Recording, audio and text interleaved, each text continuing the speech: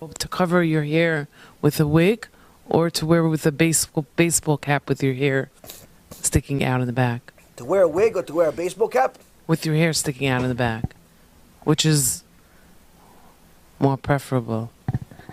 Wait, so wearing a wig or wearing a hat, covering your hair with a wig, hair is sticking out? Right. Why can't they just cover the hair? No, they want to know which is the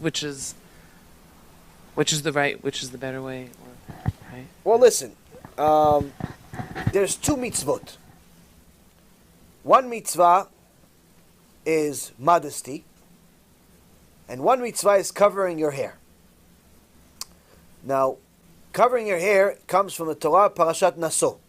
We learned from the Sotah that every Jewish woman that's married, and according to the Rambam, every Jewish woman, period, even at the age of 6 years old, must cover her hair. Now, halacha is, we don't go by the Rambam on this one, only if she's married.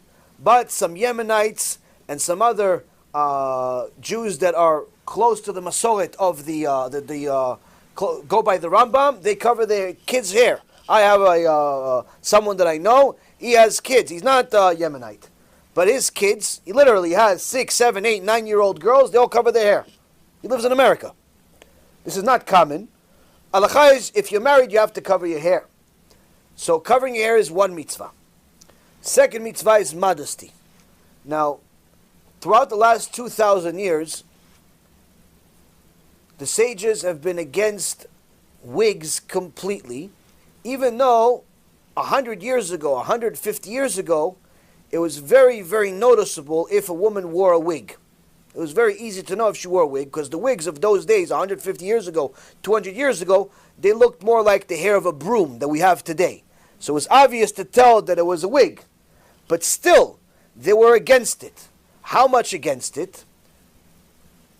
The Khatam Sofer, one of the Gdolei Olam, one of the Malachei Hashem, that lived among people, among us, one of the greatest poskim in history. He was against the wigs. There was a woman in his community that decided that she's going to wear a broomstick on her head, a wig. We're not talking about the wigs of today that look better than regular hair. We're talking about putting a lifa on your head. He sent somebody to her house. The Khatam Sofer says, take off the wig, put a mitpachat. Put a mitpachat. This woman was akshanit. She was stubborn Jew. She didn't want to do it. A few weeks later, she died. It's not finished, not the story. They took the body. They were carrying the body, the whole community. In those days, someone died. It was a big deal. The whole community is having the funeral. They're taking the body through the community, and they passed by the Khatam Sofer's house. Khatam Sofer was waiting outside. He told him to stop. Uncover the face of the woman. Uncover the face. He spit on her. He says, that's what you get for going against Chazal, and that's what you get going against the Torah. Khatam Sofer, that was afraid to hurt a fly. You went against the Chachamim? Khatam Sofer, we're not talking about a Yaron Uven. Khatam Sofer, no one disagrees with the Khatam Sofer. Ashkenazi, Sfaradi, Latai, whatever you are. Takes away, he spits in her face. Why? That's what you get for going against the sages. Over 126 poskim throughout all of history have been against the wigs completely, even when they look like broomsticks. The Gaon Mivilna, the Yavitz, giants. We're not even talking about just this generation, Sfaradi, Ashkenazi. Giants were against the wigs when they looked like brooms, when they looked like something that it was embarrassing. But still, nonetheless, there was a debate, because there was one Chacham 400 years ago that confused the public, and unfortunately, since then, the issue of wigs has become more and more of a problem over the years. But still, the handful of poskim that said that wigs are allowed never said that the wigs of today are allowed. All of them said that if it's allowed, it's the wigs of 100 years ago are allowed, the ones that look like brooms, not the ones that look better than your hair. So there's not a single posek in the world today that will tell you that the wigs of today are allowed. But yet you see millions of women, sometimes even if they're not religious, wearing wigs. So that's an issue with wigs. But there's a bigger issue. Why don't I have a problem with them? Because they're not modest. So the mitzvah of modesty, if you're wearing a wig, it's very hard to fulfill that mitzvah of modesty. You cover your head, but it's very hard to fulfill your modesty requirement when that wig is longer than the exile. When you look like you just came off of a runway. When your hair always looks good even though you just came out of bed. It doesn't make any sense that people think this is allowed. But still, they're going to say the Lubavitcher Rebbe, they're going to mention all types of Gedolim's name and misinterpret some stuff they say. But that's not enough. There is another issue that came to our attention over the last 4 or 5 years that we brought to light again because it was ignored 14 years ago when Rabbi Yashiv brought it to everyone's attention, which is that since wigs have become a multi-billion-dollar industry, that means that all of the criminals that care less about Torah are going to want to put their hands into this business. We're talking about big business. We're talking about a woman that even if she doesn't own a house, she'll spend $3,000 on a wig, $4,000 on a wig. Women tell me, oh, okay, I'm going to put mitpachar on. What should I do with my wigs? I said, burn them. She goes, what do you mean burn them? It's $15,000. Got 3 full wigs, got $15,000 worth of wigs. I said, how many houses do you own? She goes, I don't even own a house, I rent. How do you allow yourself to spend $15,000 on wigs? Because what do you mean? I wore it every day. People have no sense of like, there's like simply no Yetzirah Tov when it comes to wigs. Just Yetzirah. So now, the problem is, why do people burn it? You see some of my videos on my channel with women, tzadikot, burning their wigs. Why? Because we discovered that since it's become such a big business, the only place in the world that could supply the market, the multi-billion-dollar market, with an unlimited supply of wigs is India. That's the only place. Even though there is some hair that comes from different countries randomly, it's not even 1% of the market. 99% of the hair that's actually in wigs today, real hair wigs today, comes from India. Why India? Because India has over 80,000 cults and religions, and one of the common things that they have over there is they have temples, where the people travel to those temples from all over the country and all over the world, actually. Almost 30 million people. 30 million people travel to these temples every single year from all around the world to donate their hair to the idols. Because that's their mitzvah. That's their idolatry. That's their sacrifice to the idol. They donate their hair because their idol spent a lot of money on a wedding, and he took a loan from the gods. And the only way you can return it is if you donate your hair to him and he can sell it. This is actually what they believe. I know it's funny, but this is actually what they believe. Or another one has a different idol that he had a rock fall on his head and gave him a bald spot. So since then, people donate their hair to this fake god. That's their religion. Every woman that wears a wig from real hair, there's a 99.9% chance that your hair was a sacrifice to an idol. Which means the Torah says you're not allowed to sell it, you're not allowed to wear it, you're not even allowed to enjoy it in any way. The only mitzvah you have with something that came from idolatry is to destroy it. Which means that there are many Bnot Israel that overall righteous. Keep Shabbat, Tarat Mishpacha, modesty, good women, everything. Even the wig is short. But the wig is real hair. She has idol worship on her head. And she doesn't understand why she has so many tzarot in her life, the kids, the husband, and this and that. She doesn't realize she's bringing it on herself. Now, unfortunately, you're going to have the vast majority of rabbis say exactly the opposite of what I just said. What's the difference? I did the research, they didn't. We have a paper of over 200 pages verifying every single thing I said. We have people that live in India right now. Right now. Hindus. I don't know about Jews. Hindus. Hindus that live over there in India tell you everything that I just said is an understatement. I'm complimenting it, what I'm saying. It's much worse. It's much worse than what I say. I have videos of this. I have testimony of this. All types of things. But sometimes, unfortunately, the Yetzirah is very strong. Which means Back to your question, should a woman cover her hair with a wig, or should she cover it with a hat that shows her hair? Well, if you cover it with a hat, you're not fulfilling any mitzvah pretty much. Why? Because you're not really fulfilling the mitzvah of covering your hair, because part of your hair, too much of your hair, more than 3 fingerfuls of your hair are shown, so it's in essence, you're not fulfilling the mitzvah right. You know, it's like a half a mitzvah.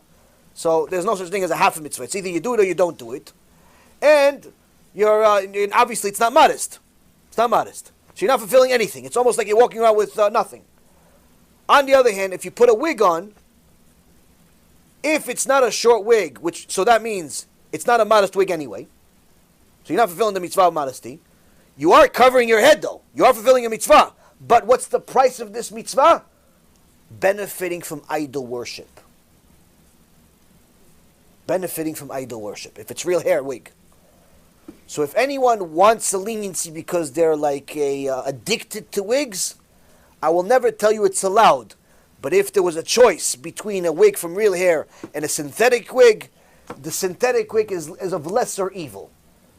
Because we did some scientific studies, and about 2 to 3% of the synthetic wigs have real hair in them, because real hair is so cheap that you could actually fill the wigs, the synthetic wigs, with real hair, which means that it also has idolatry in it, but nonetheless, sometimes it doesn't. You could have a safek of some kind. Point being, it would still not be allowed, but nonetheless, it's much less worse, if you will, than the real hair wigs. The real hair wigs, it's virtually impossible to get a real hair wig that is kosher, even if it has a kosher stamp on it. By the way, what's one of the best signs that any smart Jew could know for sure that the entire kosher industry of wigs is one big fraud? One sign for sure that all of you are smart. All of you right now, without looking into the kosher industry, all of you are going to know right now with 100% conclusion there's something going on with the kosher industry of wigs. Now, you ever went to the supermarket? Raise your hand if you went to the supermarket before. Went to the supermarket. You bought some kosher food? Raise your hand if you bought kosher food. Now, once in a while, you saw a U. Saw a U? Yeah. You see a K? You see a star K? You see a UD? You see all types of symbols. What does that mean? There are different kosher bodies. There are literally hundreds of kosher bodies for food. Hundreds. Why? It's big business. A lot of money in it.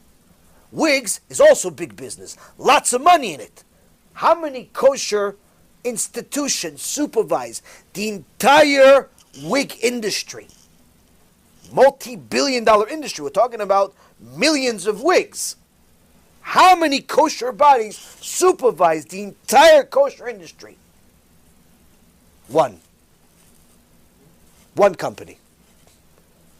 One company. One company run by a guy named Rabbi Gross is the supervisor of the entire wig industry. There is nobody else. Now, if that's not fishy to you, if that makes sense to you, that there's one kosher company that's not even the size of your local deli, they could supervise the entire industry, that sounds normal to you. That sounds kosher to you. There's something not kosher about you. You're missing a few brain cells. This alone shows there's something unkosher about the kosher industry in the wig industry. Why?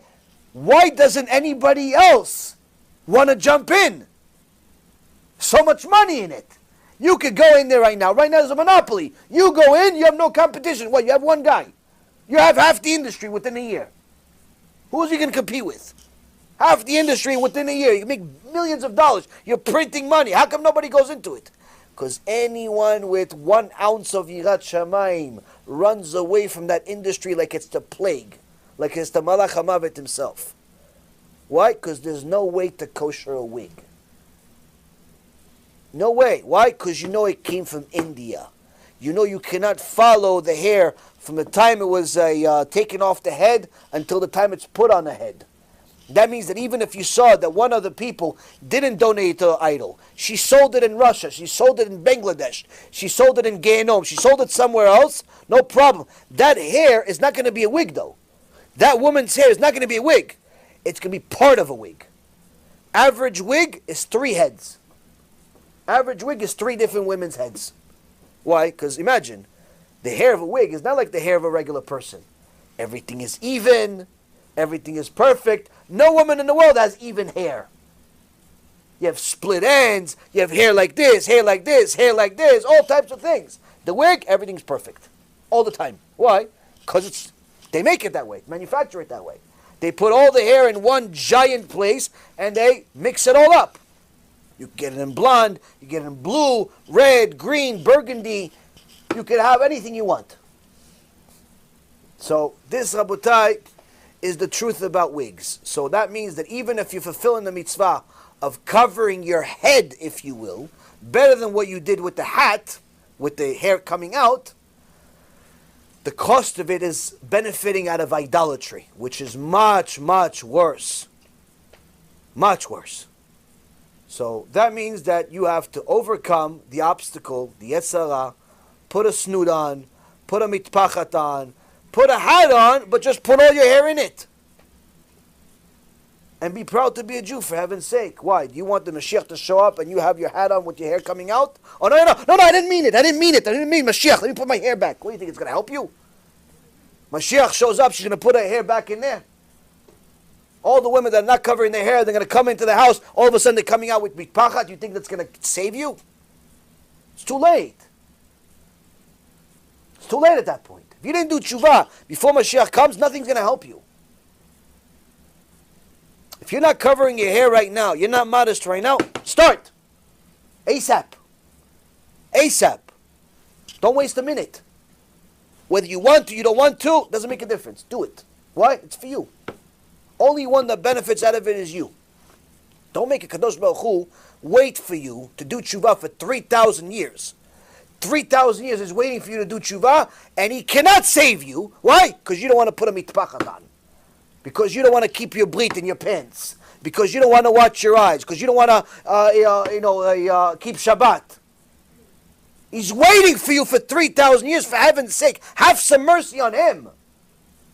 3,000 years reincarnating you, giving you another chance, More panasa, more miracles, more refuah shlema, more kids, more wife, more good times. He's waiting for you for finally you're going to do tshuva. Don't make him wait for 3,000 years and you still didn't do tshuva. You still want to eat the burger. Don't make him wait for nothing. He's waiting for you. Do it already. Do yourself a service. What joy are you going to get out of it? Not covering your hair, or not watching your bleed, or not watching how you do business and so on. What are you going to get out of it at the end? You're going to be miserable anyway. Without Hashem, you cannot be happy. It's impossible to be happy without a Kadosh Baruch Hu.